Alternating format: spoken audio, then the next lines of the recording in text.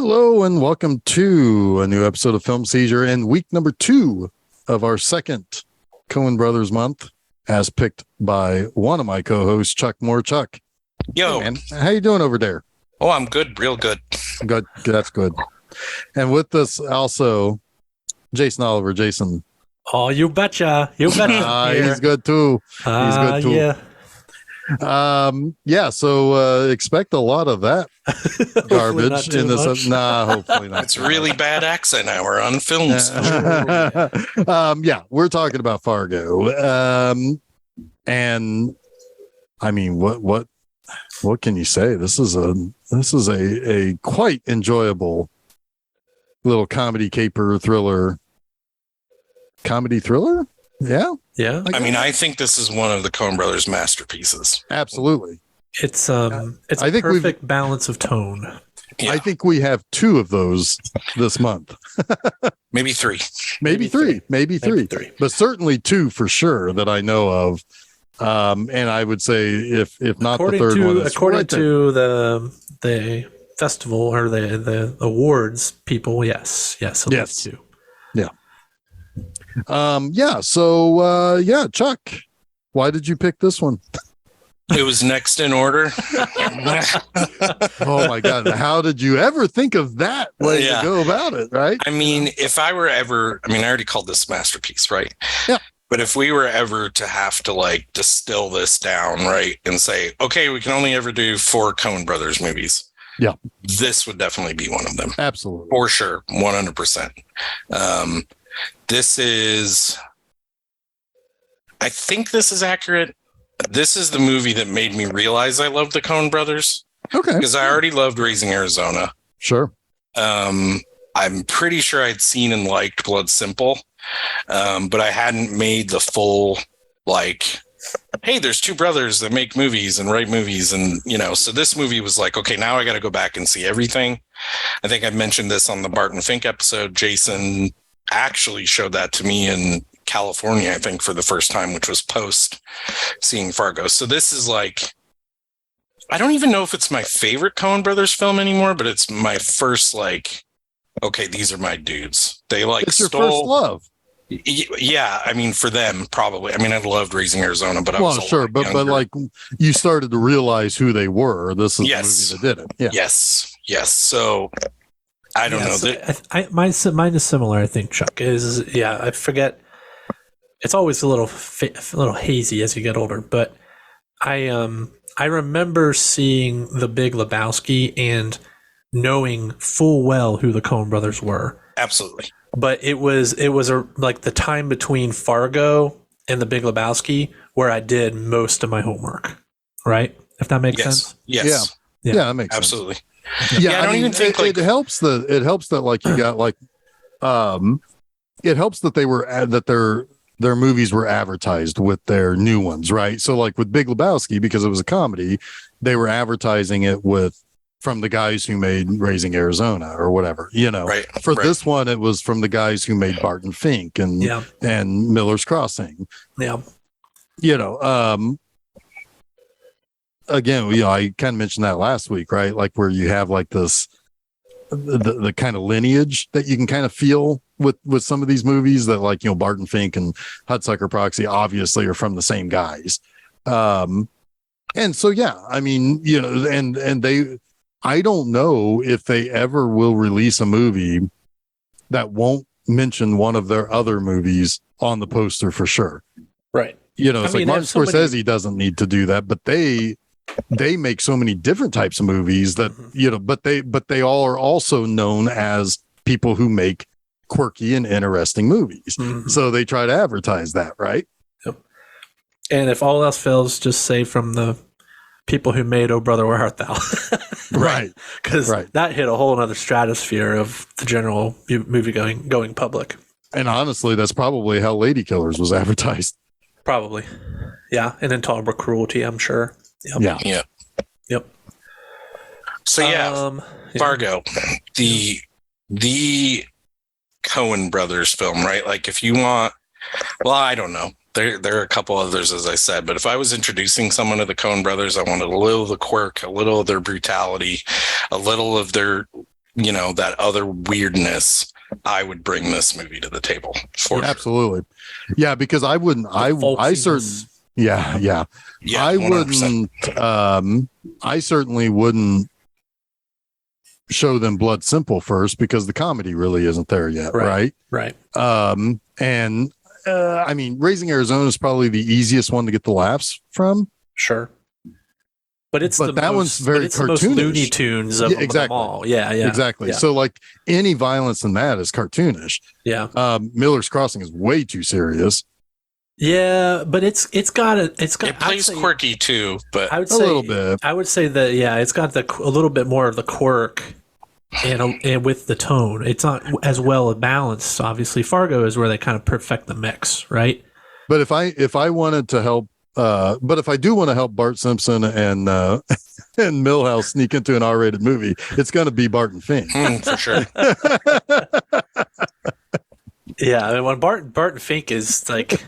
It's their Kafka film, right? I mean, yeah, that is quirk to the max. Yeah. It's like Cohen's meets Kafka. It's something else. Yeah, you probably come to that one a little later. Yeah, I think so too.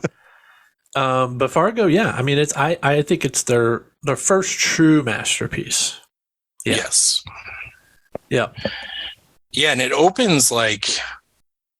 I don't know. Is it Carter Burwell again that does the score for this? Yes, it is. It is. I was trying to look this up. Since you mentioned his name, I might as well get this part out of the way.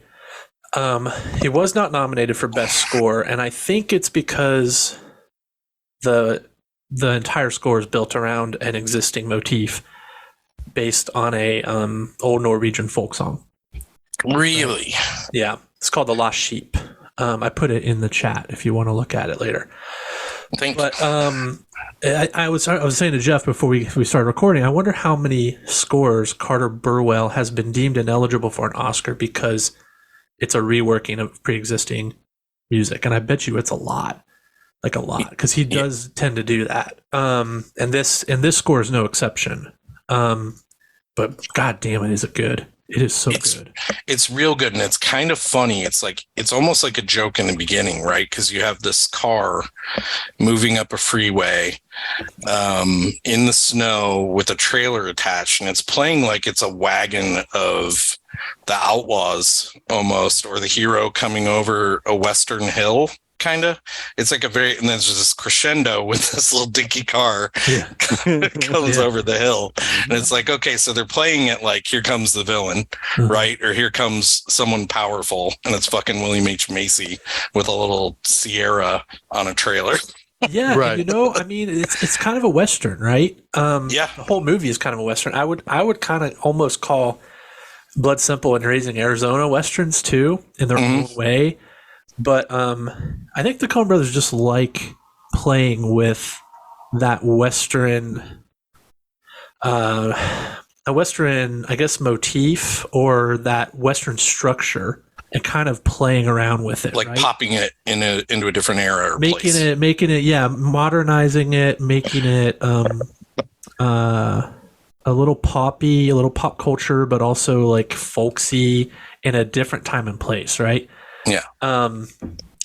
Because certainly they do the same thing a few years later with The Man Who Wasn't There. I mean, not Man Who Wasn't There. Sorry, in No Country for Old Men. I mean, that's that's actually labeled as a Western. It's probably the most traditional Western they make until they actually make True Grit, True Grit. Right.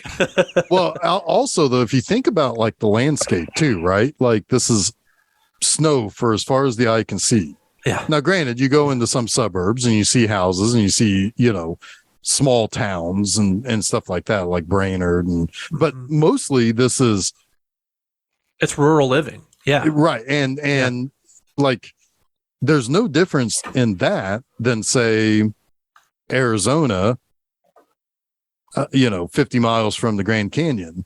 It's going to be arid and completely, I mean, sparse. It's tundras.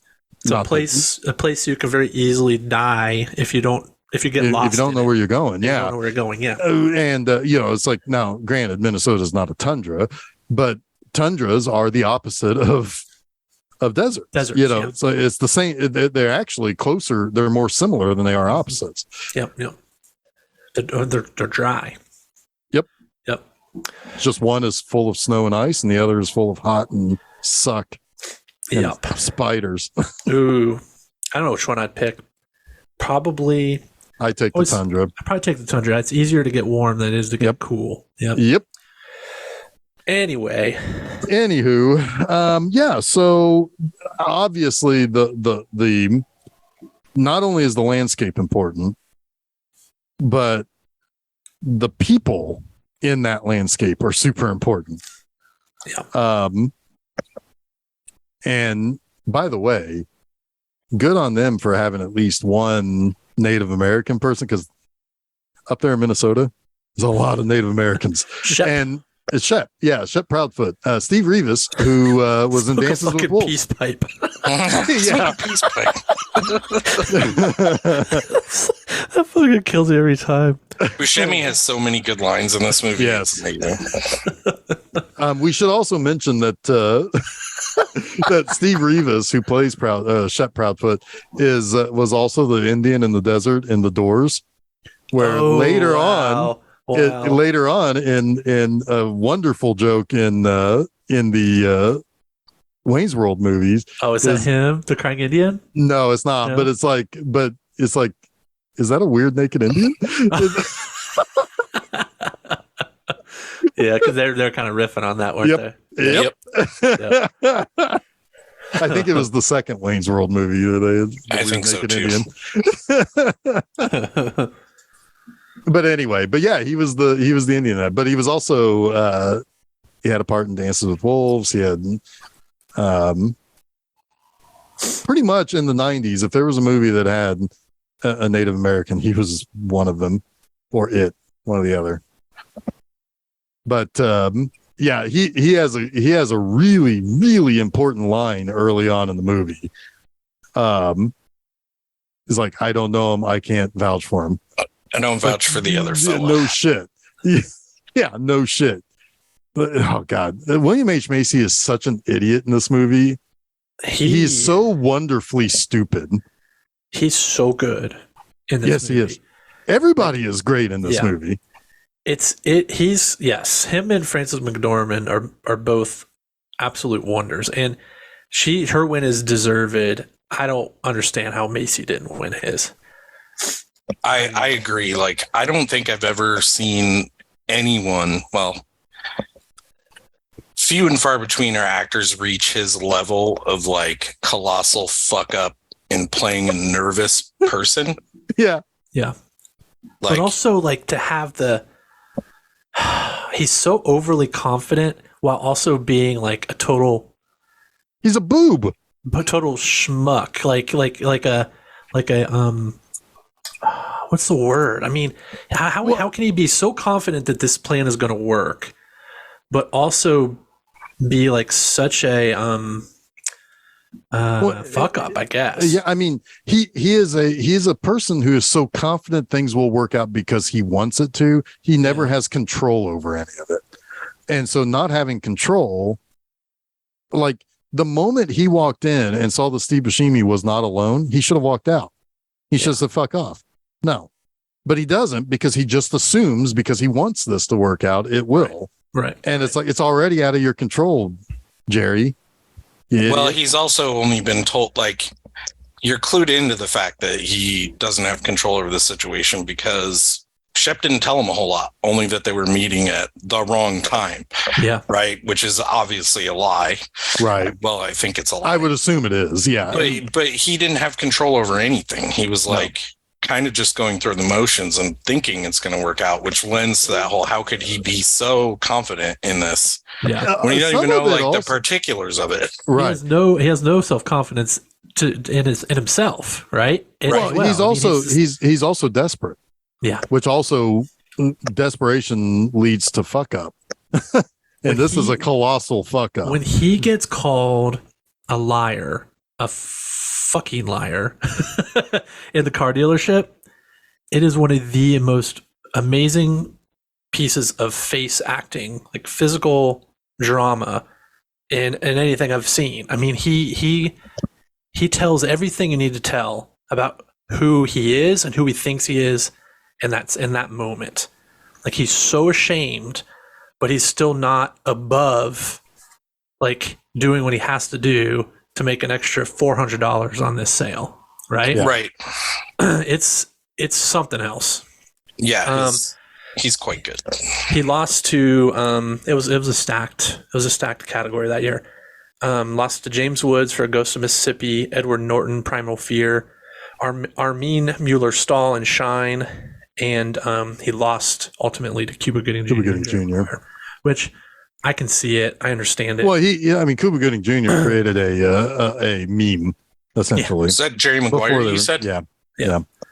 All were scene, great performances. Yeah, every scene he was in he stole it. So I can kind of understand it. And but I think there's more nuance to Macy and Fargo. Sure. but yeah, I get it. But the opposite one. yeah.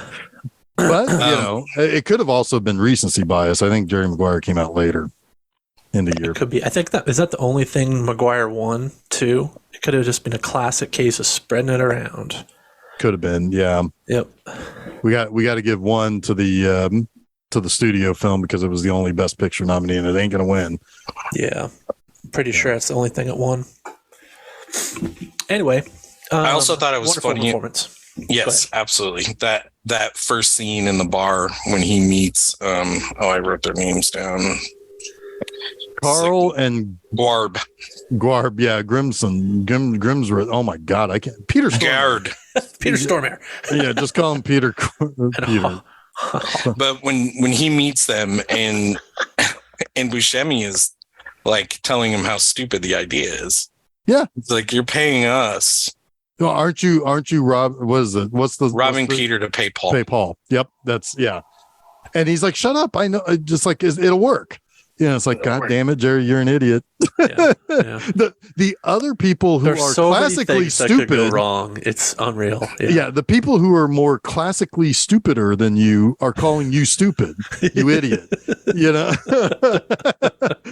By the way, did anybody else think that Peter Stormare was kind of like proto Ryan Gosling? Yeah, a little bit. Oh, I didn't, but I can see it now. Yeah. Huh.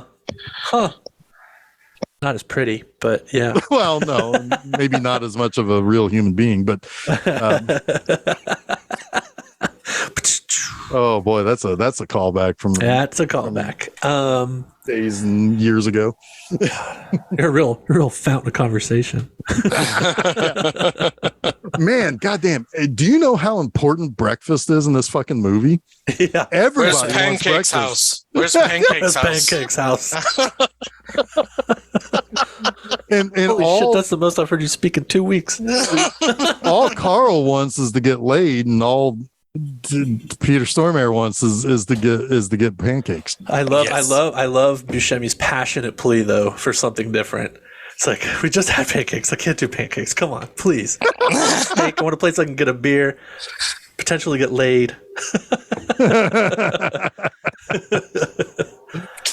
The one thing I guess I don't need to know, but I kind of want to know, is how these two got hooked up, right? Like, because it feels like that they were, it's like, I feel like like how, that'd be a good story, right? Like, how like police shows or movies, it's like, oh, you pissed me off one too many times, Showalter. Now we're gonna give you a new partner, and it's like, I don't work with a partner, But I wonder if crime people have that too, right? Like, is there like a crime chief who says, no, Steve Buscemi, you have to work with a partner, and it's going to be this guy. No, I work alone. That's when you have good characters, though, right? Or good story is that you want to know more. It leaves you enough that you're like, I could watch a whole nother hour with these guys that are only in the movie for. I'm telling you, I'd watch 10 hours with Marge Gunderson. I would. She's perfectly used in this movie, though, just the right amount and everything. I feel like, and what's amazing and always actually surprises me is she doesn't show up until 33 minutes into this movie. And the movie's less than an hour and 40 minutes, right? Yep. Yeah. She's only in basically the last two acts. She's not in the first act at all. She's in a half of the last two acts, basically. Yeah. And she absolutely steals the show. She does, and it's so low key too. Like, it's unbelievably low key. The one moment I wrote a few notes down about it because I didn't want to forget it was when she is interrogating Shep, and how perfectly like folksy and calm and polite she is while she's completely shaking him down and threatening him. Yeah, threatening him. Yeah, it's amazing. Yeah, and she's like that in every scene. Like it's almost like, I don't know how to explain it. So she has the confidence and demeanor, and almost feels not lack of confidence, but like you don't expect it from her. She's like the opposite of William H. Macy. Yeah. Right. Like she gets things done through calm, almost reserved, and maybe not fully. I don't know. She doesn't seem overconfident, I guess is the word. It's not like she's not confident. She's trusting her police work, right? Yes. Like point A leads to point B, leads to point C, and there's two things that she does that informs her character. And early on in one of her first scenes, she tells her deputy she doesn't like his police work. Yeah. So he's wrong. Not so sure about your police work there, Charlie, or whatever his name is. Right. Or I'm sure it's Charlie. There's a lot. Sure. Probably like Lou. I think it's Lou. Anyway, I was going to say, it's like, I don't know many Charlies that have that accent. But anyway. Sure you do. But you just turned into a freaking leprechaun. My name's Aloysius, the leprechaun. Aloysius. Come down here to Fargo and get me pot of gold. I have a glass cleaner, an ice scraper on top of me pot of gold. Oh, shit. But the other thing she does is when she meets up with the old school friend and he sits on her side of the table and she like flats out, she's like, no, I don't want you to sit here. And he moves her, like she's forceful at that point too. Yeah. Yes. But pleasantly, she's not pleasantly forceful. Right. She's pleasantly forceful, and it's, it is, so it's like that informs her character right there. I mean, it's like, one, she's a good cop and she's smart, but she doesn't play her hand all. She's kind of like Columbo. Yeah. She's very unassuming. Yeah. She's a little Columbo-ish. Yeah. So let's just describe this story here, right? Jerry is trying to extort his father-in-law, who's rich, by staging the abduction of his wife, which this is like, 50% of Coen Brothers movies is someone's getting abducted or kidnapped, right? Like, right. It's their favorite storyline. It certainly happens next week, right? Yep. Yeah. Yeah, I'm probably exaggerating a little, but yeah, they're trying to extort the rich father-in-law because Jerry is in some financial troubles from bad deals. He has stolen a car from his own lot by fudging the numbers on loans for them through whatever that company, I can't remember what they're called. HVAC? Not HVAC. I don't remember. But anyway, so he's sending Gwarb and the little fella. He's basically taking out fraudulent loans using cars on the lot for collateral, but like fudging the VINs or whatever, so they can't tell if they're his property or not, I guess. That's the only thing that it's like, I know there's something going on there because it turns out that it's like he's essentially like $350 in the hole there, right? And he knows that since they're questioning it, he's got to make the money back because he's got to essentially pay off the loan. That's like thing number one is he has to pay that loan off, or else he's going to be in big trouble for fraud. Yeah. And then thing number two is he has this car lot, I think, right? Parking lot deal. Yeah, it's parking lot. He wants, which is funny because this is not one of this is a thing about a parking lot baron in one of the seasons of Fargo. Yep. But and so he's got this sweet deal that if he can get $750,000, he can buy this lot, and he thinks it can be a real moneymaker that he wants his father-in-law to fund. So he's trying to come up with basically like $1 million, roughly, pay off this loan and get money to do this lot deal. He thinks his father-in-law doesn't want to invest in it, but then he kind of gives him a glimmer of hope when he says, "Hey, I had my guy look at it. He says it's a pretty sweet deal. We want you to come in." So he thinks, "Holy shit, they're actually going to invest. They're going to loan me the money." So then he tries to call off the kidnapping, because the kidnapping, he's trying to extort $1 million from his father-in-law to get his wife back. They're going to kidnap his wife. So now he's like, "Oh shit, I've got a thing that might actually happen. And if that happens, I can probably figure out, how to make all this other problem go away, and I don't have to have my wife kidnapped." Right. But that's too late. Like, that shit is already in the works. You can tell. I love the old days when it's like you just can't call them on the cell phone. No. Like how would this movie work set today? You know, so you just call the guy. Well, they might, and they might say, "Well, we want a $40K anyway," which would be the right. I mean, that's okay. Yeah. I mean, as a criminal, they'd be like, sure. Well, sure. We had a deal. What a hilarious! He's trying to get $1 million to kidnap them, or you give us $40K. $1 million, and he tells them he's going to ask for $80K, right, and give them and pay them half of it. That's how dumb he is. Yeah. Well, they're kind of dumb for doing it doing it in the first place, but then doing it for $40K. Holy crap! Yeah, I mean that is stupid, but they probably figure, just like he figures, if it's just between them, then nobody's the wiser. Right. And, it's all going to be good. What they don't count on, what he doesn't count on, and he's dumb about this, it's probably the thing he's the dumbest about, is the fact that his type A asshole, control freak father-in-law isn't going to want to be intimately involved in the exchange. He's not just going to hand over $1 million to his son-in-law, who he already thinks is kind of a fuck up. Right. Well, yeah. So this is kind of funny, right? Because this is how you write good. That's how you write good. This is how you write good, because you do feel sympathy for Jerry because the father-in-law is so hard on him. Yeah. So it's like, yeah, Jerry's a massive fuck up.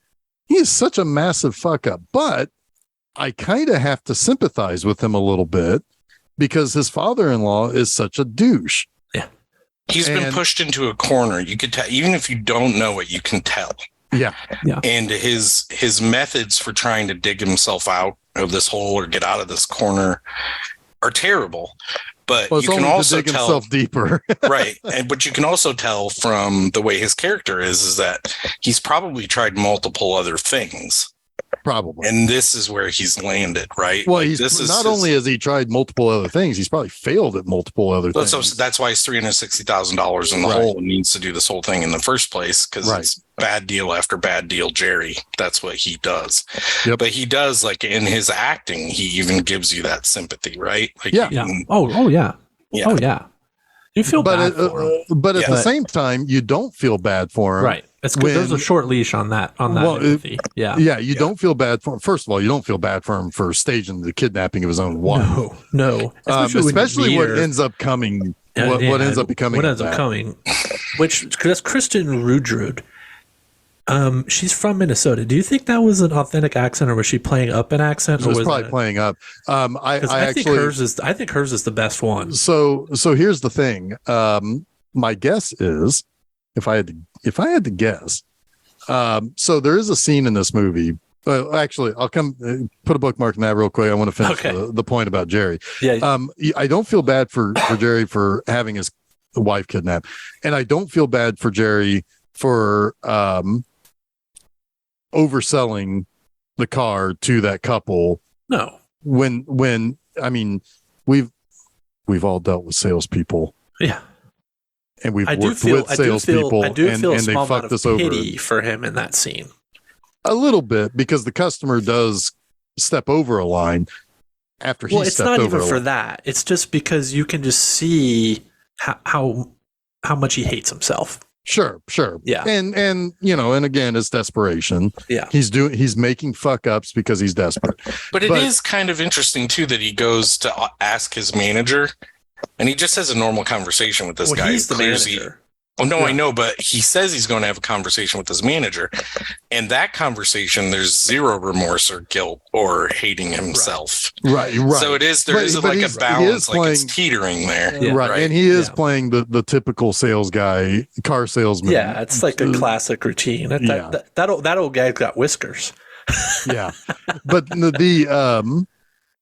but then, it's like, I don't feel sorry for him when he gets the call from the people saying basically, hey, we need those VIN numbers. See? Oh, I don't know why I did the Minnesota with the 30s. Oh my God. And that guy didn't even have the accent either. No, he didn't. No, he's probably like in I don't know what one of the other bank. He's probably in Delaware or something. I like that guy's temperament grows with the movie. Like the way the movie is feeling at the time is the way that guy is on the phone. Yeah. It's pretty yeah. And so that's the, and it's like, I don't feel bad because it's like you defrauded. And it's like, fuck you, buddy. It's like, and then it drives me nuts when he keeps like, all right, I'll fax it to you. It's like, no. I don't want to fax. That's the problem here, Jerry. Yeah. God damn it, Jerry. Yeah. Anyway, but so back to what I was going to say about the local actors. So there is one scene in this movie where Steve Buscemi takes a hooker to go see Jose Feliciano. Oh God, perform. That kills me too. That scene was filmed and done at the Chanhassen Repertory Theater. I have been there. I have sat in the seat that was very close to where Steve Buscemi was. I saw Oklahoma there, and it was wonderful. The winds come sweeping down the plain. Yep. But then that's amazing.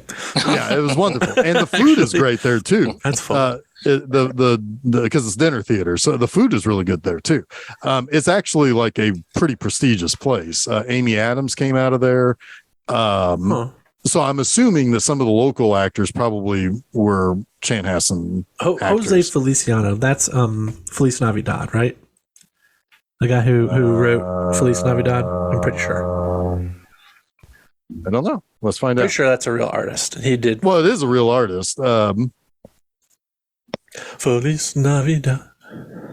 Right now, I'm going to give you guys total silence while Jeff's looking that up. He did. See how you like it. He also Total did a Star Spangled. He also did a. Thanks, Jeff. Thanks for letting me go through with my joke of total silence. Prick. Go ahead.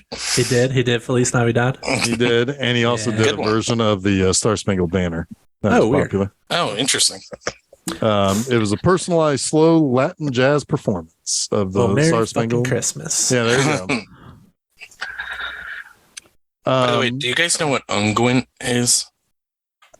Wait, what?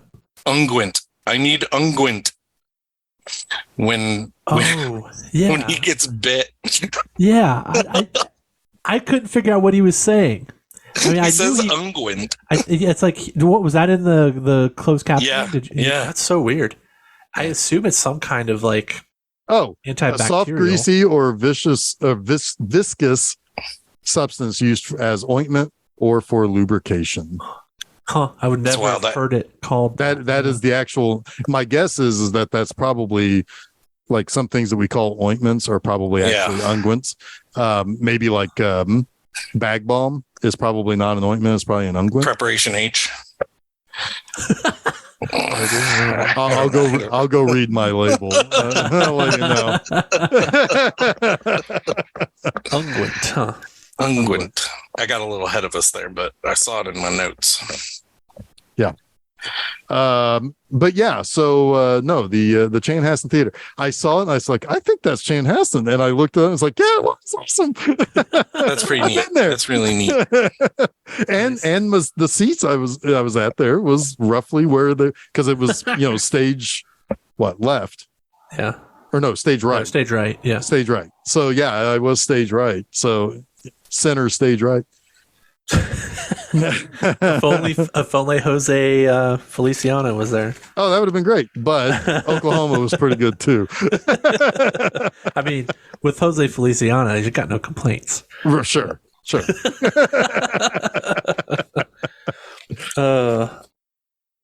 Man, Steve Buscemi, his appetite for hookers knows no bounds. I was going to say, it almost rivals yours.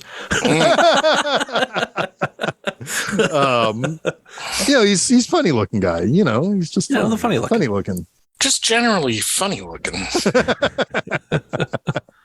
Bryn was like, "Why can't anyone describe him?" I'm like, "You describe him." She's like, he has a weird mustache and multiple chins, even though he has a small face. I'm like, okay, I mean, I guess that's something.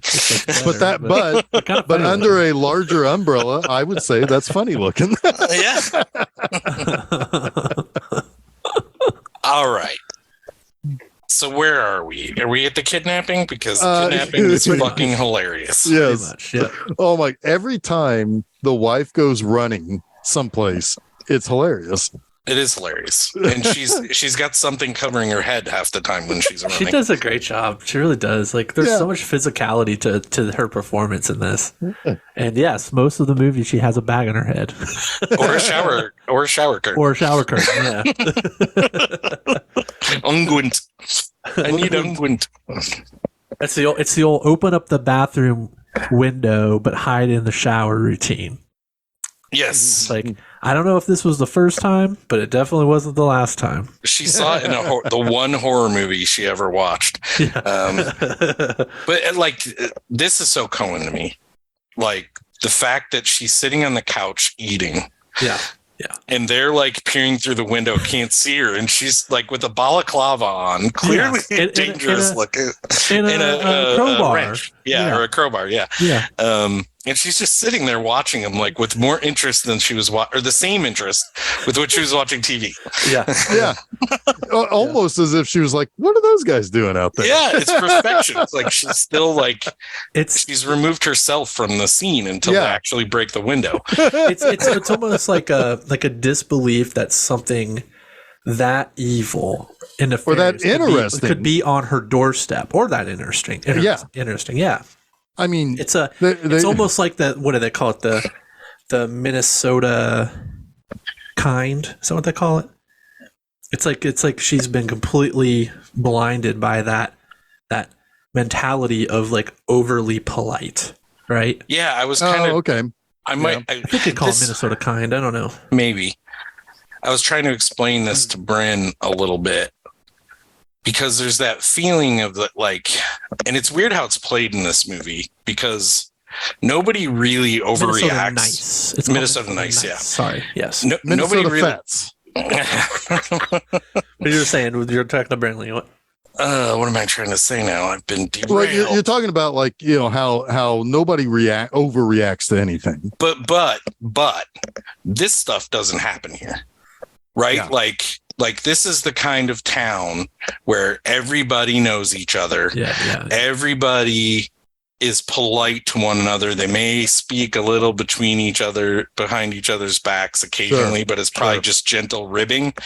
But like, it's weird how when this, the next scene or a couple scenes from now, when people actually are murdered and stuff like that, everyone's kind of even about it almost. It's interesting how they play in this. But yeah, these people, the Minnesota Nice, that's a way to describe it. Like they just kind of almost are in disbelief that there's a guy in a balaclava on her porch with a wrench. Like, what could be even happening here? Does this guy need to change his tire? Does he need help changing his tire? Is probably what she's thinking.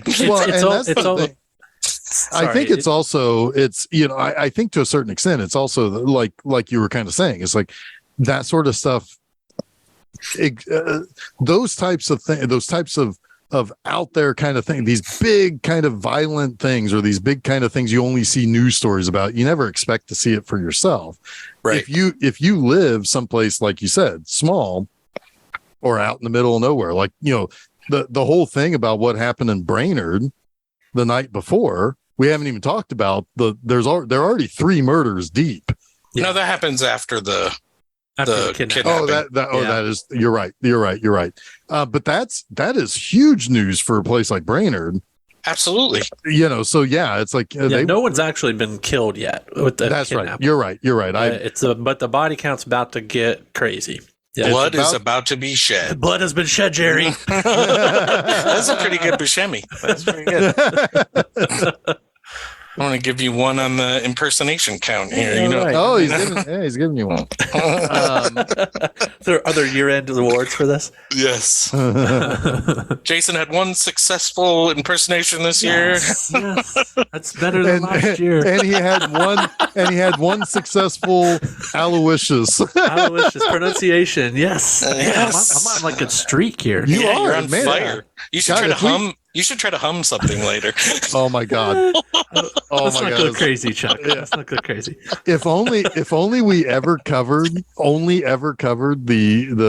Coen Brothers stuff, Jason would just be knocking the shit out of him. He wouldn't even need us anymore. Yeah, sure. Unguent. So anyway, yeah, she pulls the whole open the window, hide in the shower thing, and when Stormare goes up there and finds his unguent, he realizes she's in the shower, and she jumps out like a lunatic, runs out the door, and falls down the stairs, basically incapacitating herself for him to pick her up. And well, he even pokes her. Yeah. To see if she's still like alive. Every single time I watch this movie, and I don't know why, I think she's dead there. Yeah. I do too. And I think it's because we know what ultimately happens, but there's an even funnier running away scene Later. Yeah. later. Yeah. It's like, anyway. But they,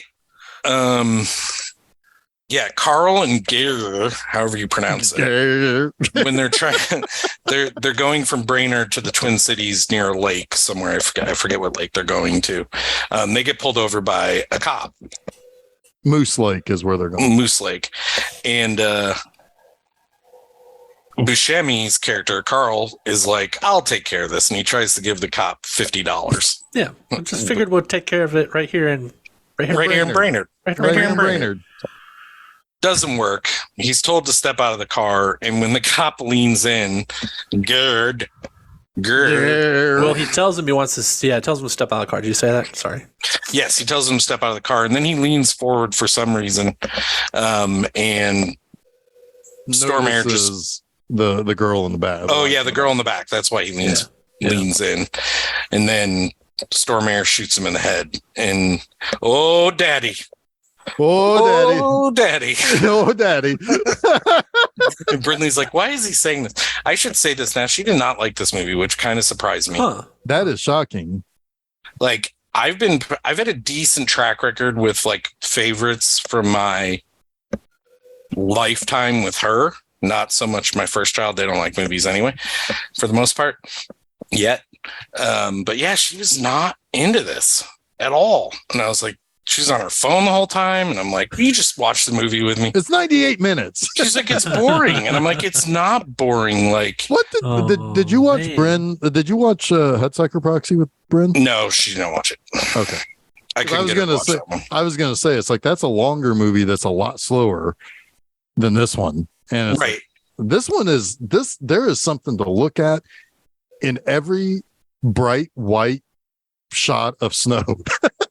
There's something to look at in this movie. This movie, I agree. And this movie is like almost like Breaking Bad to me in the sense that every little scene that seemingly doesn't mean anything ultimately ends up meaning something in the end. There's payoff to almost every because I get it, it's kind of slow at times, right? Like the movie is kind of slow at times, not much. It's pretty brisk for me, but I can get where a kid would be like, I'm bored at these little conversations. That are like the happening. scene where the husband takes the sandwich he takes Arby's to Frances McDormand, to Marge, and they're talking about he's painting a duck for a contest, which is weird. But that's an interesting, like, we are learning things about these people that they are not like.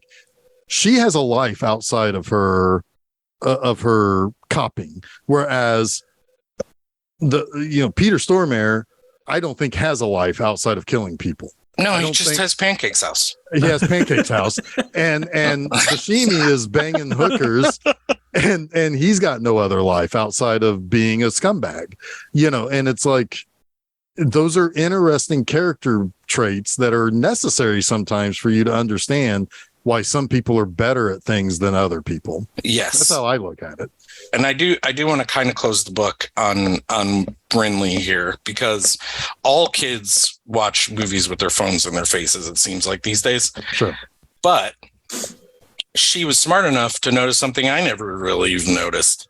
Like, Marge gets her breakfast every day, like her husband, son of a Gunderson, makes her breakfast. When she's at Hardee's that moment out of town and she takes a bite out of her sandwich and kind of looks at it, she's like, she misses her husband's breakfast. I'm like, I never even really thought of that. Like, so they're paying attention somehow. I don't know, but let's move on. Moving on.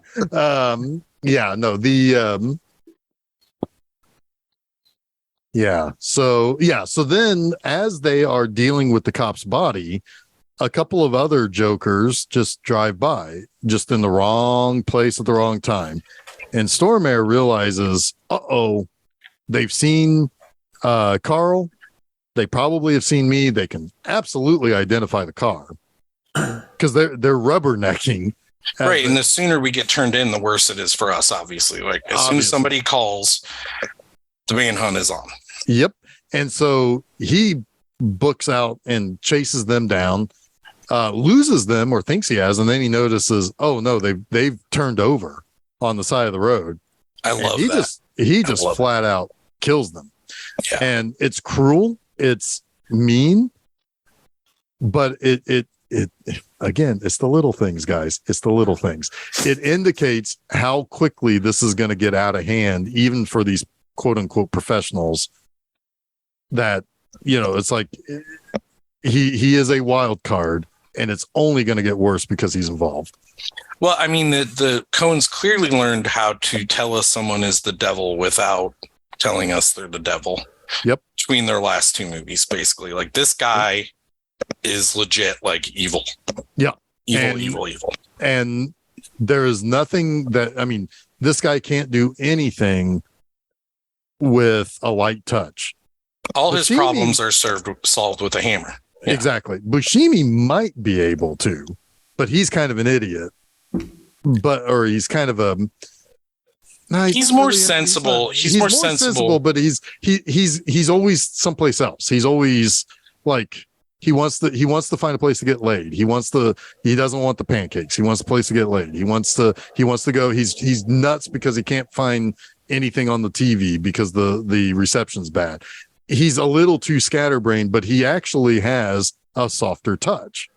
Well, the other guy is like you said, a sledgehammer. But I mean, think about the options at this point, right? I mean, they're not in the situation they're in because of Peter Stormare. They're in a situation they're in because Carl didn't put the tags on the license plate. Right. Well, that's true. And the state trooper hears something. He's going to fully investigate it. Unless they kill this guy, they're going to prison. Mm-hmm. They're being arrested, right? So he does the only thing really that's left to do. And it's a fucking nightmare train to hell from here on out. Yeah. Sure.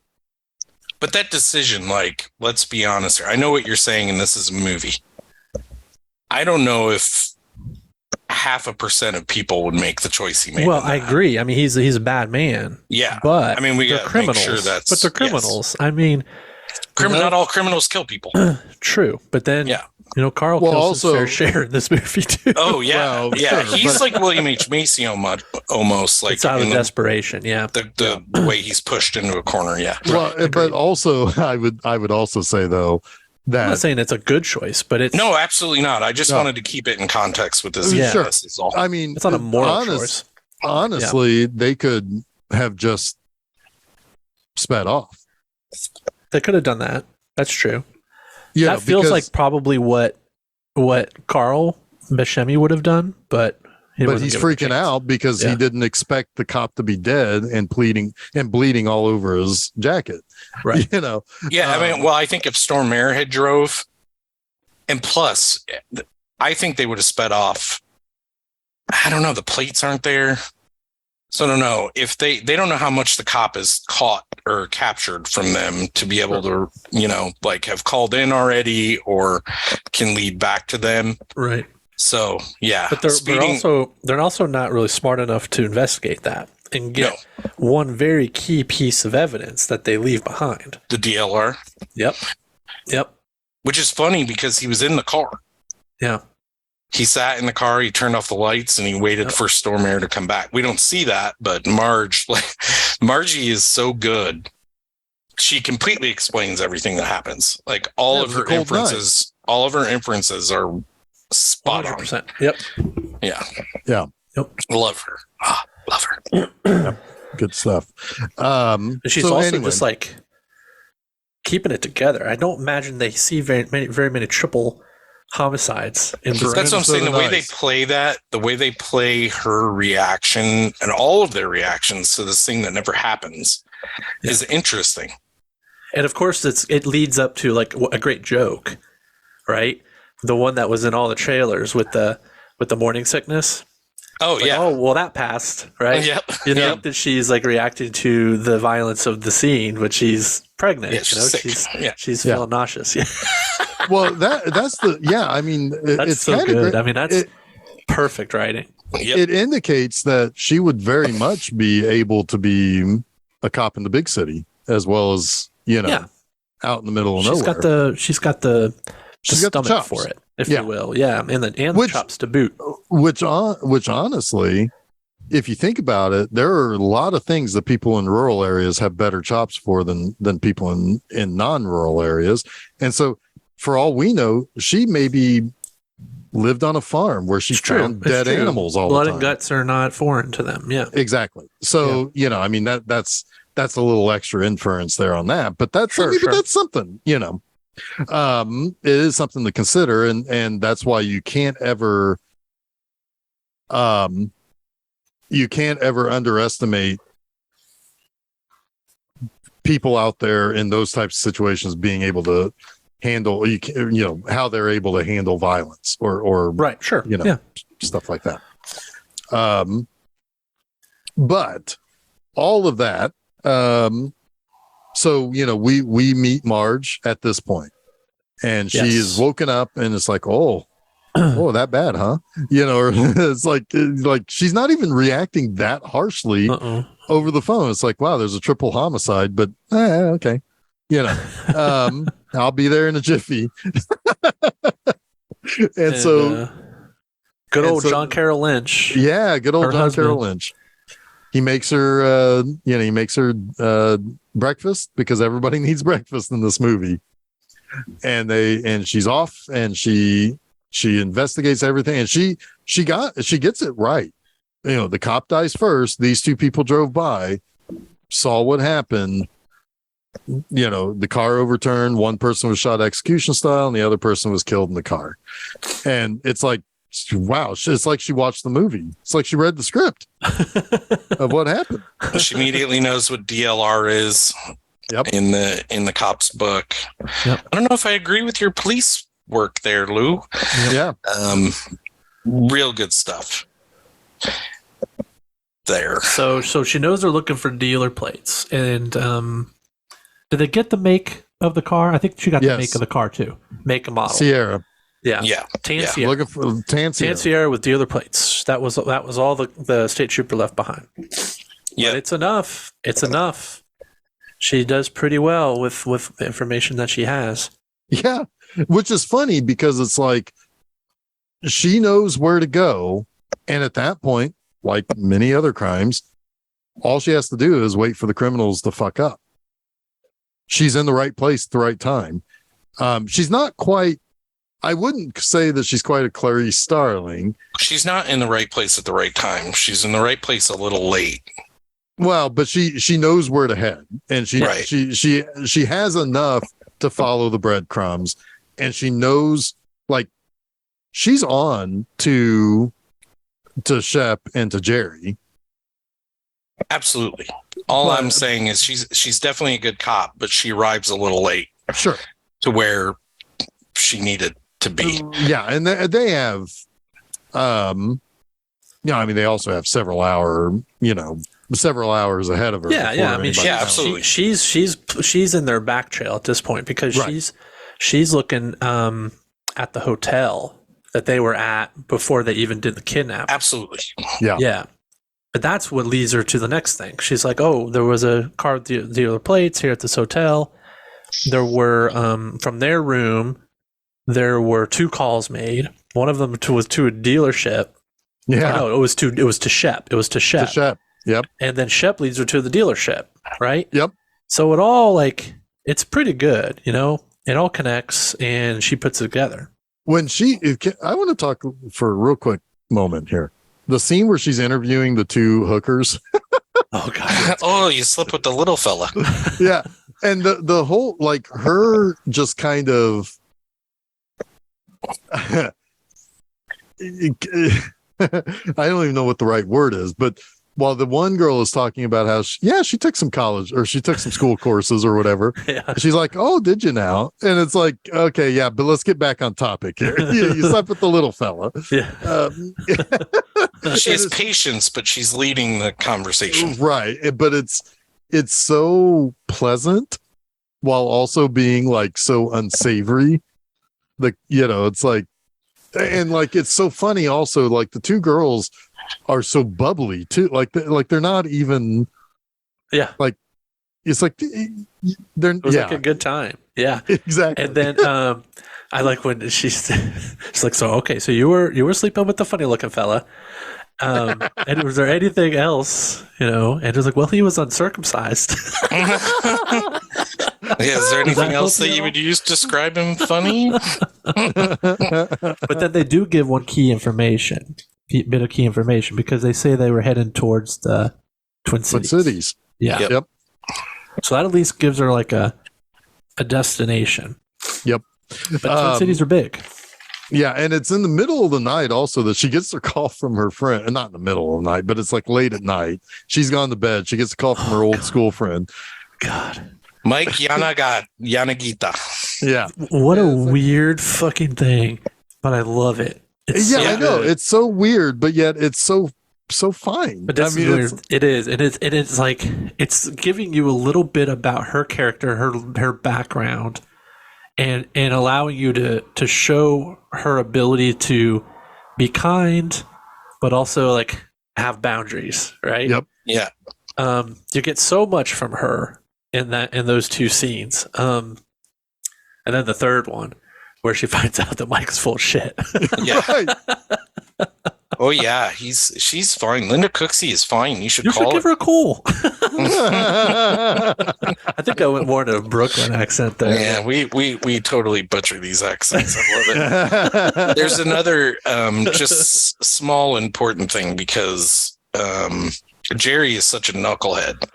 Even his child, who is also a knucklehead, is like, but what if something goes wrong? Yeah.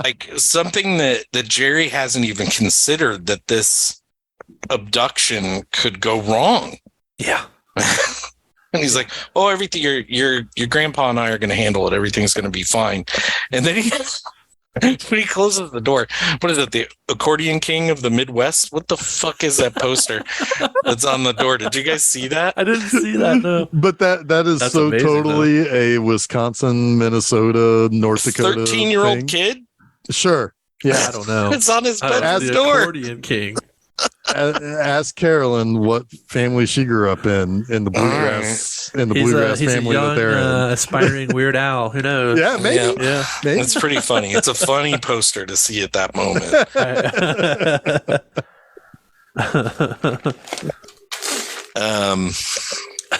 Where are we at here? I kind of. Well, we're in Twin Cities at this point. She's tracking down the leads. I like when she said I guess I'll have to drive up there or down there or over there. I don't know where. And John Carroll Lynch, her husband, gives oh yeah, Like, Oh yeah. like the oh yeah is so versatile in this. Like, Yeah. there's a range of use, right? It's like saying fuck. There's lots of different ways that can be interpreted. The oh yeah is kind of the same thing, and he says it in a concerned way, like, "Oh, we didn't talk about this. Are you sure Right. about that? I don't know if I approve." Right? Yep. Yeah, and it's pretty good, and that's all it is. There isn't a conversation that you see that they have, even though they probably do. But it's important, right? Right. Well, it speaks It's like, to their it's like Jeff would say, it's the little things. Yeah. Well, it And speaks you know to what? their And there are relationship. different ways that can be used too. Uh-huh. They're under. Yeah. Or little fellas. It's the little fellas. He's uncircumcised. It speaks to their understanding of one another. Like, Yes. they have a relationship that is. Not everything needs to be spoken in, and a lot of this movie is about perspective, right? Like, your perspective on your current situation. It's outlined pretty heavily at the end of the movie, I think. But yeah, like, their relationship is just. It's beautiful. It's small. It's small town love that just works. They just work together. I mean, that's the whole punctuation point of the movie. Yeah, is that sentiment, Right. Which we're not, we've still got an act to go or so. But yeah, Yep. that's kind of like the niceness of this movie. Yes. Yes. So we've brought up the father-in-law. Yes. Let's get to that now, because that's really, really important once he enters in, because Jerry's got to make the pitch or he's trying to make the pitch about this parking lot. And at first, at family dinner, what is his name in this? Wade is not interested. He thinks, you're an idiot to go into parking lots. I knew a guy who lost I've lost money on parking lots before. Right. And It was probably the guy from the season. What season was that? 2?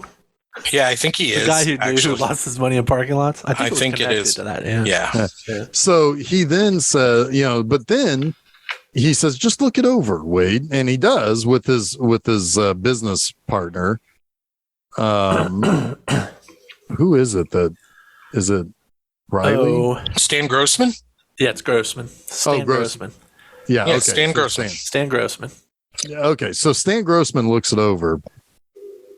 It's Stan Grossman, right? Stan Yep, Grossman's the guy. Stan Grossman. It is. Stan Grossman's the guy we're going to talk about here. So Stan Are we Grossman- making a joke Stan now? Grossman 'Cause I'm looks it gonna over. Stan Grossman looks it over, and he says it's a pretty sweet deal. Yeah. And so, but the problem is Whoa, hold that on. Are you talking about Stan Grossman? we are talking about Stan. I had to do the joke once. Definitely are. Fair enough. Oh, yeah? Well, we're talking Oh, yeah? about Larry yeah. Brandenburg, who plays Stan Grossman in 1996 Fargo. Oh, yeah? Yeah. Oh yeah. Yeah. You betcha. So anyway, but they kind of fucked Oh, Jerry geez. over a little bit, because Yes, Oh, I they do think big time. I think they absolutely fucking know that Jerry's asking for this loan, Oh, they sure do. and sure, oh yeah, Oh yeah, Yeah. you betcha. yeah, they sure Yeah, do oh, yeah. over there now. No, don't you know? But anyway, so The only thing they don't know is his finder's fee. right. So it's like they basically take this from him, Yeah. and it is fucking dirty. We're not a bank. Right. It's like, we're not a bank, Jerry. That's what Stan Grossman says. Anyway, Who's he? Stan Grossman. Stop, both of you. Anyway, so Hey, I'm cooperating If here. anybody's I'm listening, cooperating then here. stop. Yeah. so anyway, so they literally take it from him, because the name that can't be named anymore says, well, I hope you don't mind that we move on this, Jerry. So Jerry now has nothing.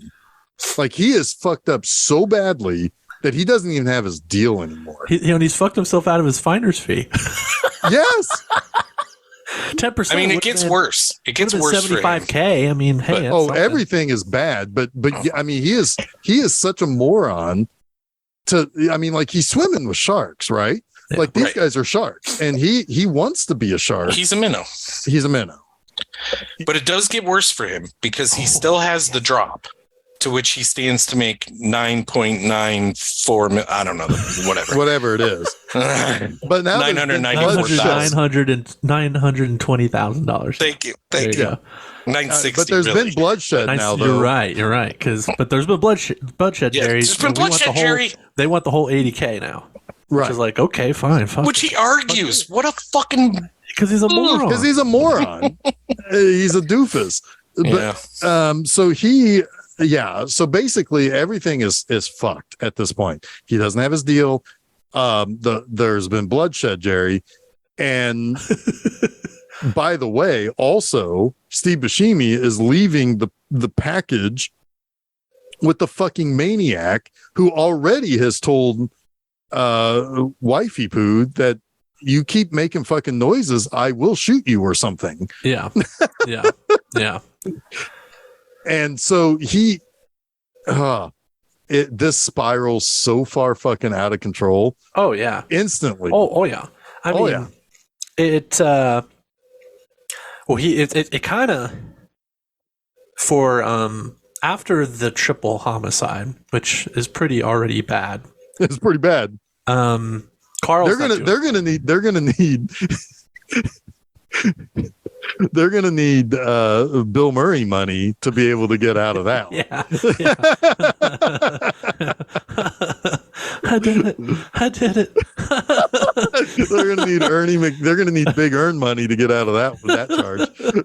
I can do anything. I'm a Big Earn's above the law. Big Earn. But anyway, Carl goes to switch the plates on the car before he does the swap, because he's going to be the one to go pick up the money. Oh my God! Jerry, he thinks, and then probably like lead him to his wife, I assume, is the plan. I don't know exactly. But I don't want to park here. I decided not to take the trip. Yeah. Oh my God. And yeah, he's like, well, I still have to charge you the $4. Let's look. Oh, you do? Is this like do you think you're an authority figure? Is this a power trip for you? It's like, you big fucking man. Oh my God, it's so ridiculous. And this again is like, it's $4, dude. Yeah. Just pay it. Like, you're drawing so much attention to yourself, right? But no, he does pay it, but he doesn't pay the next guy. No. He's had it with parking attendants. It's funny how much parking lots play into this movie. Just lots in general. Uh-huh. Yep. Car lot, parking structure. How many shots straight down on a lot with a single car? Yeah. You know, it's like that happens. When Jerry walks out dejected. Oh, that's just his car tracks alone, and there's no more singular way to show like you're alone. Oh, and he's so pathetically scraping his until he starts slamming it. Yeah. Windshield. Yeah. But then, but the whole time, so it's like, Jerry's given the deal to, like, he finds out that his wife's been abducted. He calls Wade, and Wade is not going to be somebody who gives authority to anybody else. Yeah. Now, granted, guy we can't name anymore. And now, to be honest with you, I forgot his name now. Stan Grossman. Oh my God, there it is. We've said it so much it has floated away from my brain. But anyway, he's like, at first he's like, well, Wade, I think I'm on Jerry's side here. Mm-hmm. We don't know what these people are going to do. We do not have control over this. To which you think, oh my God, Jerry's is going to actually, he's not going to pull it off, but he'll get his wife back or whatever, And so, but Wade never lets up. And to be kind of honest with you, he earns his spot in the fucking ground. Yeah. It's pretty He really dumb. does. It's pretty darn tootin'. Yeah. I mean, like, granted, it's like he is right about Jerry, that Jerry's an idiot, but Wade is so tunnel vision that he must have control over everything. Fuck yeah, he should be. What did you expect it to go another way, Wade? Right. Right. His perspective is wrong. Exactly. That's why a lot of this movie is about your perspective and how you're reading situations, right? Like, and there's only one person who reads any situations right in this movie. Besides Scotty. Margie. Well, sure, Scotty, but Marge, absolutely, like, because she has to give perspective to her own husband about the whole art contest. Yeah. It's like she's the only one who actually has proper mature observational perspective. Right. Yeah, so Wade is like, I'm gonna do the drop, right? Is that where we're at? I don't know. Well, we might as well get there. I mean, because there's multiple scenes of Jerry telling Wade that no, they made it very clear I have to be the one, and Wade is like, I ain't giving you $1 million, you dummy. Yeah. So right, so, and yeah, this, so Wade takes off with the money to do the drop. And this is kind of rock bottom for Jerry. Yeah, because now he's fucked. lost the only leverage he has on anything. Right. Yeah. Go ahead, Jason. He has nothing at this point. I mean, what's he going to do? The only thing he can do is what he does, and he follows Wade to the exchange site. Which is, what the fuck is he going to do there? I don't know. Just but kind of funny. Yeah, I mean, maybe he can. I don't know. But he's got to do something, right? I don't know. Because he's not getting his wife back this way. No. Nope. He's not. Unless Wade goes all like Chuck Norris on Steve Buscemi, which I guess could happen. But I want to see that. but Wade, gets shot. Buscemi just shoots him. Yeah, he's like, who the fuck are you? Which is accurate. Where is Jerry? Yeah, accurate. You dumb fuck. Right. Yeah. So shoots him, and then Wade gets a shot off and grazes Carl's shin. It's a little bit more than graze. Cheeky. It's good. It's a good gouge. Yeah, it doesn't go through his face, but it cuts off a lot of his cheek. Yeah, it goes like it gets a nice little like ditch in his side of his face. Yeah. And then I mean, it's bad enough. He has to. And then Carl finishes pick up the job. He has to pick up a whole mass of snow and stick it to his face. It's Stan Gross, man. Yeah. Oh boy. But then he sees how much money he takes the money. He goes. He leaves. He does pull over at one point. He sees how much money it is. Well, wait. We got one more parking attendant. Open the fucking gate. Open the fucking gate. And he just looks at it. And then when Jerry arrives, we find out he didn't open the gate. He went through it with the car and he shot He fucking shot me. Yeah. So what's the body count at this point? That's 3, 5, 4, 5. But there's one 5, waiting. yeah. There's one waiting. Yes. Yeah. So basically he realizes, holy shit, there's a lot more money here than what we thought. Yeah. So he takes the 80 and then buries the $920,000 in the bag in the snow, which is funny because we never see that again. Oh yes, we do. We do? Not in this movie, but we see it again. We see it in the show. Yeah. Okay. Well, I'm just which is really good. It's really well connected to this story. But go ahead. Sorry. And it's not forced at all. It's like really. No, that's fine. But I mean, in the vernacular of this movie, you never see that money again. No, that money is for all lost. Lost. I mean, there's probably some cows that are living up pretty fucking good in Brainerd right now. Yeah, they found it. They got their cows wearing goat necklaces. One cow goes over, opens it up, and looks at the other cow and goes, moo. And the other one's like, oh, moo. And then the cow's like, and the last one's like, oh, yeah. And then the other cow comes up, Stan Grossman. He's my guy for all these things. Yeah, we got to call Stan Grossman. That's a really sweet necklace you got there, said Stan Grossman. So then I'm the goat of cows. Moo. You guys are aces. One of the so basically he goes back and he gets back to Moose Lake. He comes in. Gare is watching soap operas. Hey, guess who's in the soap opera? Yeah, Bruce Campbell is. Yeah. Yep, the Mighty Chin. Can't miss it. And so he looks over. He sees a pile of human on the floor, and it's like, well, what happened to her? And he's like, well, she wouldn't shut up. Yeah. And it's like, what happened to you? It's like, I got fucking shot.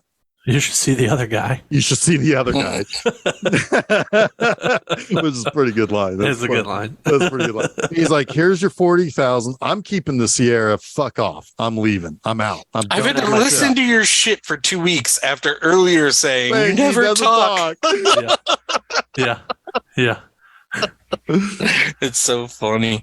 But yeah, he's like that's a slow burn joke, right? Yeah, like, it's fantastic. It's fantastic. I've been listening to your shit for 2 weeks. He's like literally called him a mute before. Yeah. Yes. But then he's like, how do you split a fucking car? Do you saw it in half? I should have let you do that, Jason, since you're the I know. Emmy expert. Such a good Buscemi impersonator. But again, this is another dumb move, right? Just give him the car. Just give him the car. Take your truck. Get the fuck out of it. And go take get your $9 million fucking dollars. Yeah. Your $9.9 million. Yeah, as I so rightfully incorrectly said earlier. Yeah, his 92 bucks is waiting for him out there.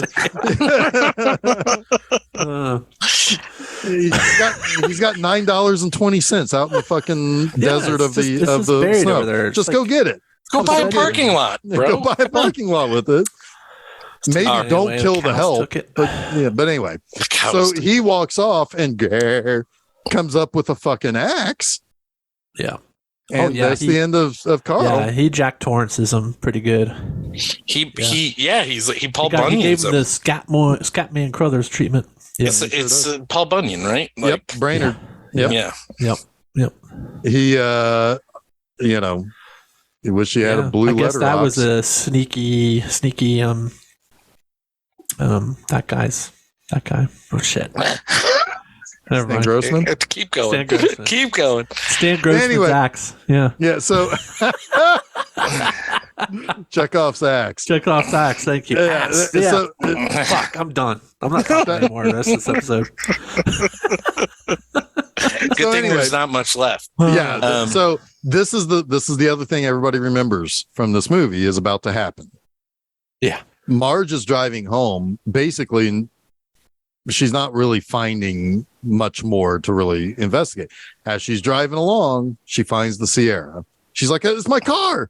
It's the car." No, she's going out to the lake on a tip. She got a tip. From the guy earlier. I'm sorry. She was talking about who saw a funny looking fella who was looking for an escort, essentially. Yeah, looking for action. He's like, "Well, I'm not that kind of guy." He's like, "Do I look like that kind of guy?"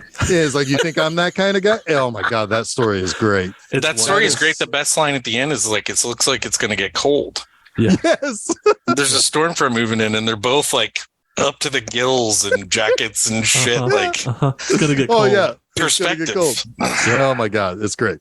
But anyway, so he's but yeah, you're right. He gets that sheriff or that cop gives Marge that tip. Yeah. Right. Yeah. But this is her last stop. I mean, because she is talking about basically she's starting to run a little dry here. She's gonna drive the lake and see what happens. And see what happens. And what does she see? Her car. Yeah. I see my car. And before that, we should mention she also had kind of pressured Jerry into doing a lot check to see if there had been a missing car, and he just drives off. And she's like, he's fleeing the interview. He's fleeing the interview. To put it in Jeff's terms, he beat Cheeks. He beat Cheeks. He sure did. He's fleeing the interview. Put it in the vernacular of Jeff. I love her. Yeah. Who the hell is she talking to? Yeah. And then she's like, how do I get a call out on this phone? She's so great. Yeah. Because I think she was like, press 9. So they're already on to Jerry. They just have to find the kidnappers. Yeah. Right. So Jerry's gone. We see him only once more for the rest of the movie. In his skivvies. Yeah, he's in the wind. He's in the wind for about 3 hours. Yep. Yeah, because he's that much of an idiot. Yep. He probably checked in under Stan Grossman's name. Chuck hates us. He hates us so much, Jason. So anyway, she finds the car. She hears something going on in the back. Sounds like some grinding or something going on. And so she's going to go check.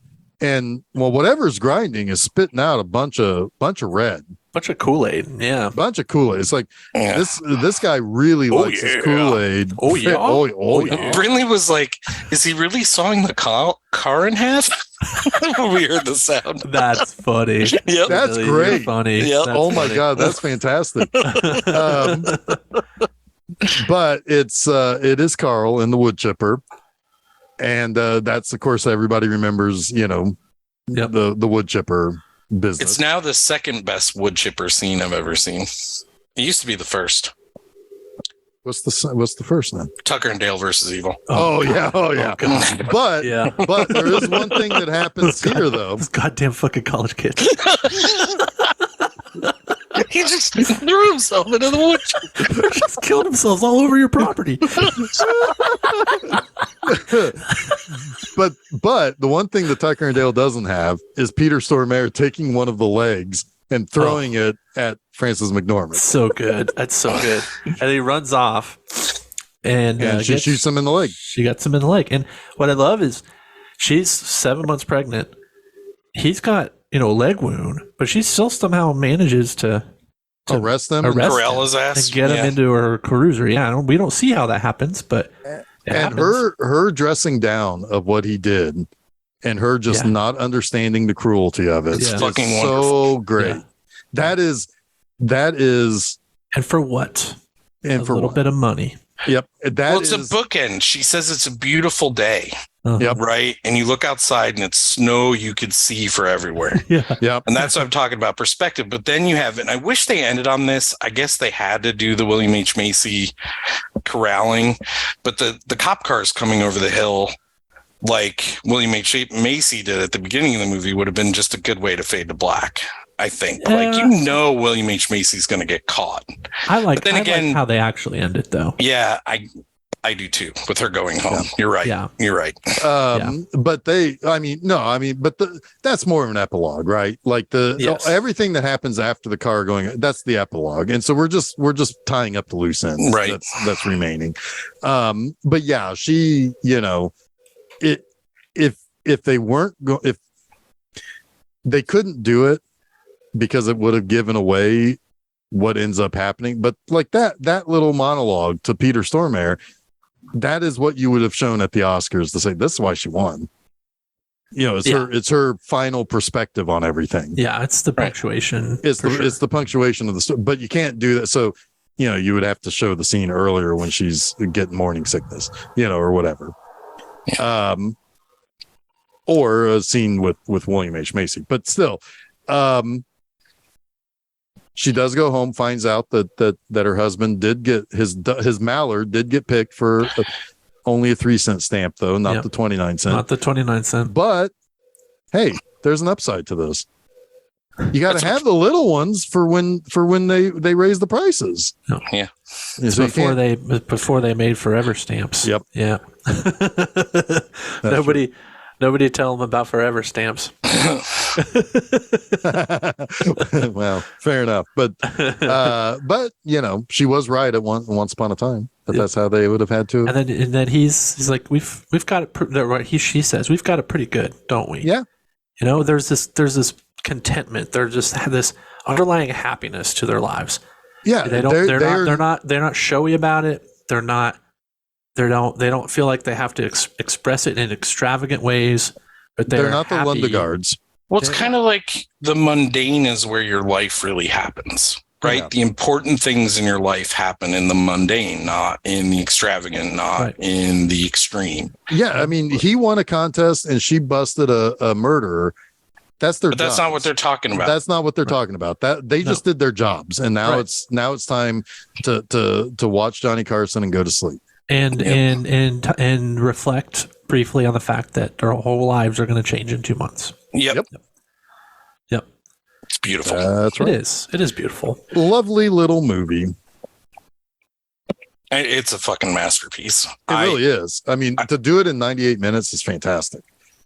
That's even more amazing to me, and it lends credence to like the conversation we had a few weeks ago about Spider-Man, the newest Spider-Man movie, which I quite liked, but it's too long, right? Like it is Well, too there's still long. a whole second other movie to go too. But you can build that beauty in 98 minutes as a testament, one, to the Coens, and two, to the actors for giving the extra in their faces, right? Which the lines don't always tell you what they're feeling, but the actors are like nailing it in every scene.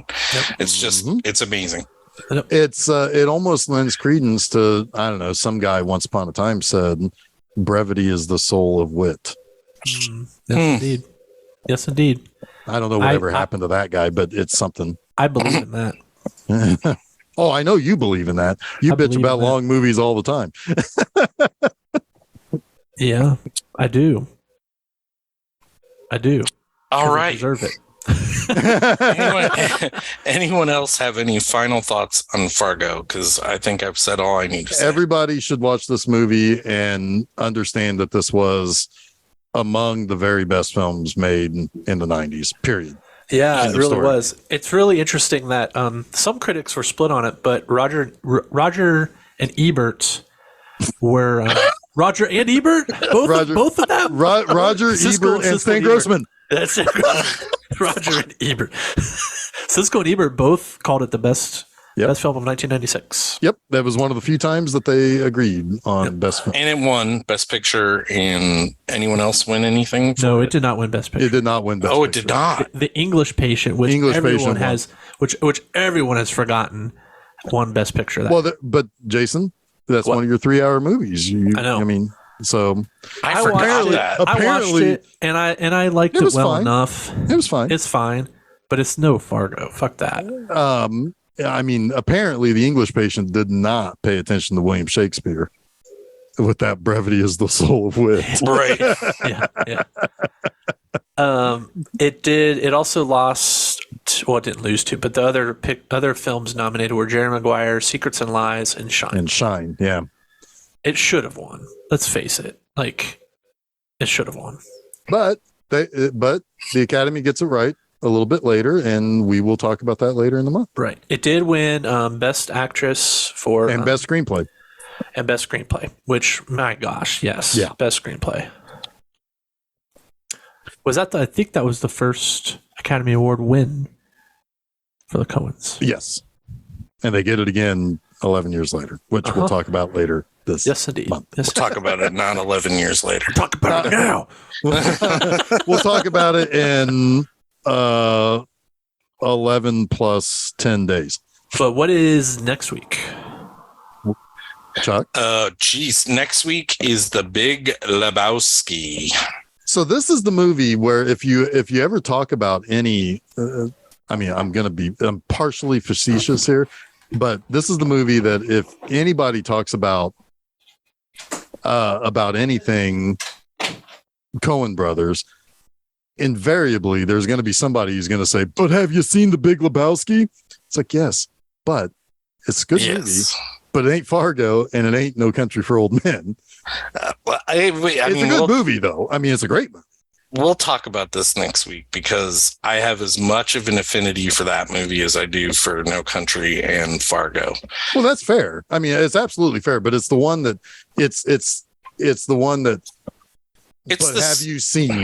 And it's like, yes, we have, but there's more to them than this. Absolutely. Absolutely. I think that's why we're doing these whole months of them, Right. I think most Coen Brothers fans will not do that to you, but there are plenty of people that have just seen The Big Lebowski. Absolutely. Yeah. It's like, it was a cultural phenomenon. Absolutely. But it is the one, Jason, you walked away when we were talking about how like The Big Lebowski is like, if you talk anything Coen's, invariably somebody's going to say, "But have you seen The Big Lebowski?" Like, yes. But there's more to it than that, for these guys. Which is what, Chuck and I were talking about how this is why we do whole months of these guys, because there's a lot to talk about with these guys. Anyway, and we will continue to do so. We will do so for the next 3 weeks. Absolutely. After this week. And, next week we will talk about, a movie that apparently, if you haven't seen it, then you don't know nothing about the Coen brothers. Anyway, That is next Wednesday, The Big Lebowski, episode 275. Guys, Holy moly! Gosh, that's a lot. We're rushing headlong towards 300. We better. That means I'm close to 200, if not a little over. Yep. Yeah. So anyway, that is at filmseizure.com. You can also go there to find out where you can follow us, where you can subscribe to us. Also at filmseizure.com next Monday. My episode of Monster Mondays is, while I did House of Frankenstein this week, next week is House of Dracula. Just going to go one door down, check out what's going on there with that Dracula fella. So that is on Monster Mondays next week. So take a listen to that if you will. At my website, bmovieanima.com, this Friday, you can read my review of Dark Tower. Not that Dark Tower, a better Dark Tower. One from the 80s. With let's see, Jenny Agutter in it. You got Michael Moriarty. Oh boy. Yeah. I like that movie too. It's good stuff. It's got a wonderful big climax that feels very old school horror comic in feel. So like that movie. So check that out at my website if you will. So I guess until next time, I guess I'll see you guys later then. I'm Jeff Arbuckle. I'm Larry Brandenburg. Man. I feel like I should say I'm gross, man, whatever hell, but no. I'm Jason Oliver, and you've been listening to Film Seizure.